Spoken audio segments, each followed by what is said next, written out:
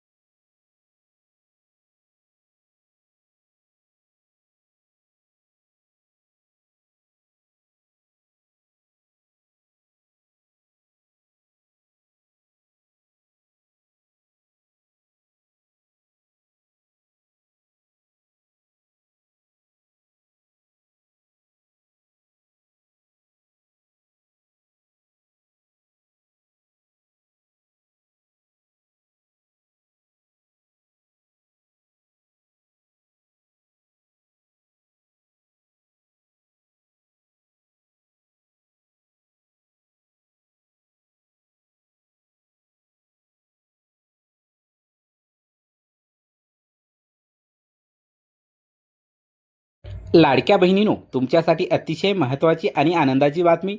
मार्च आणि एप्रिलचा हप्ता तुमच्या खात्यावर जमा होण्यास सुरुवात झाली अशा अनेक बातम्या सध्या प्रसारमाध्यमावर फिरत आहेत.